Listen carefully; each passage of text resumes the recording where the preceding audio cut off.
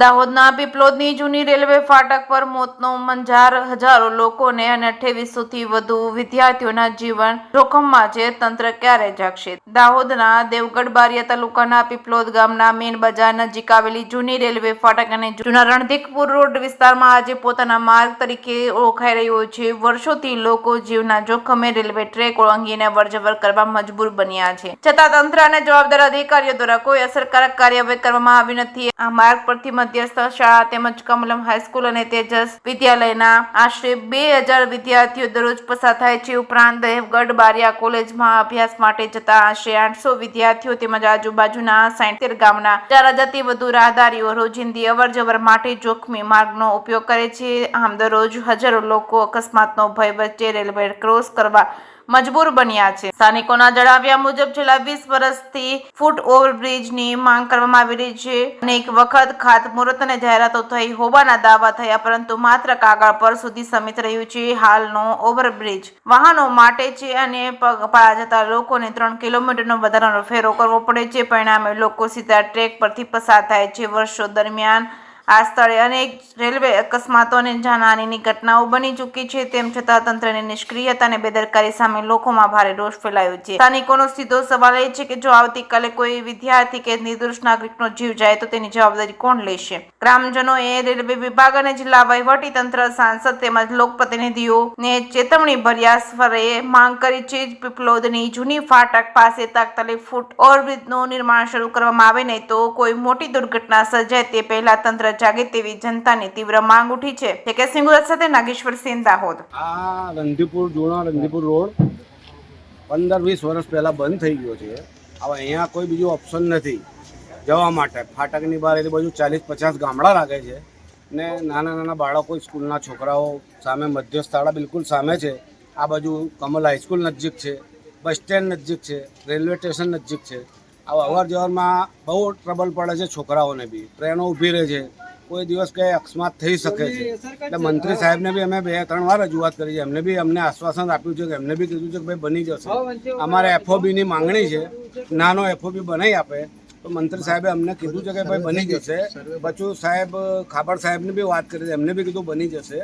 તો એમને સર્વે બી થઈ ગયું છે, પણ જલ્દી કામ ચાલુ થાય એવી લોકોની માંગ છે અને આમ પ્રજાને તકલીફથી થોડું એનું એ દૂર થાય. તમે રજૂઆત કરેલી કોઈ? હા, રજૂઆત જસવંત સાહેબને બી વાત કરી છે, બચુ કાકાને બી વાત કરી, એમને બી અમને આશ્વાસન આપ્યું, એમને બી અમને કીધું છે કે બની જશે. ઉપર સુધી વાત. કેટલો ટાઈમ થયો રજૂઆત કર્યા? આ લગભગ 3-4 મહિના પહેલા, એમ સમજો ને, 4 મહિના પહેલા એમને બધું મંજૂરી બધું કરાવી દીધું છે, પણ હજુ કંઈ સર્વેવાળા આવ્યા નથી. એટલે લગભગ બની જશે એવું છે. પણ આ જેટલું જલ્દી બને એટલું સારું. નાના નાના બાળકો તમે જુઓ કેટલા નીકળે છે. એટલે અહીં રેલવેનો અકસ્માત થાય એવી સંભાવના ખરી ને જલ્દી બની જાય, એફઓબી બની જાય નાનું, તો લોકોને રાહત થાય. અહીંયા આ જગ્યા પર ઘટના બની છે ખરી કોઈ વખત? ના, અહીંયા કોઈ ઘટના બની નથી, પણ કદાચ આ બાળકો છે બની શકે કદાચ કોઈ વખતે. કેમ કે બાળકો નીકળે છે, ખૂબ માત્રામાં બાળકો નીકળે. આજુબાજુ ગામડા બધા 50-100 ગામડા લાગે છે. એક જ રસ્તો છે મુખ્ય, આ ગામમાં આવવા માટે એક જ રસ્તો છે ને પેલી બાજુ ફરવા જાય તો લગભગ 4 કિલોમીટર થઈ જાય પીપલોદ ગામમાં આવવું હોય તો બ્રિજ ચડીને. એટલે સાહેબને બી અમારી રજૂઆત કરી છે ને જલ્દી એમને બનાવી આપે તો લોકોને શું છે કે આમ પ્રજાને શાંતિ થાય અને જે સ્કૂલમાં ભણવા જતા એ છોકરાને શાંતિ મળે. હા, શાંતિ મળે. એમનો શું છે, જીવ જોખમમાં ના રહે. આપની શું માંગ છે? અને બિલકુલ નજીક જ છે, સ્કૂલ સામે જ છે. સ્કૂલ નજીક સાહેબે તો અમને કીધું જ છે કે બની જ જશે 100%. પણ હજુ કામ કંઈ ચાલુ થયું નથી. એમને જરાક ઉપર મહેનત કરે તો હજુ થઈ જાય એવું છે પોઝિશન. આપનું નામ?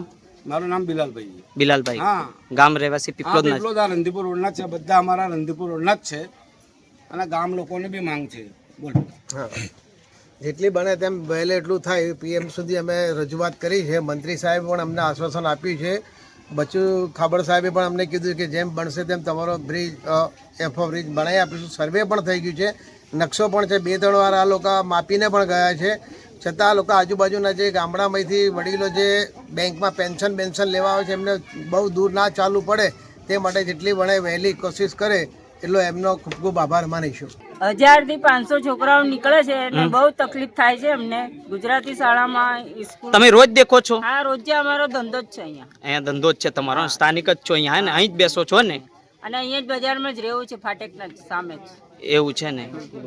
તો આ તમારી શું માંગ છે? મારી તો માંગ એમ છે કે પગદંડી બનાવી દે તો છોકરાઓ માટે સારું. Okay okay. કઈ સ્કૂલમાં ભણે? કમલ હાઈસ્કૂલમાં. કયા ધોરણમાં ભણે છે? 12માં. તો રોજ આવી રીતના નીકળવા પડે છે? કેટલી છોકરીઓ તમે નીકળો છો અહીંયાથી? 5,000 હે ને. તો તમે નીચે રીને જ નીકળો છો? ફૂલ ભણવા જોઈએ કે નહીં ભણવા જોઈએ? એટલે કેટલી સ્કૂલો અહીંયા તમારે લાગી ટોટલ? 4 એક લાગી હે ને. આપનું નામ? 12મા ધોરણ ભણે છે? Okay okay.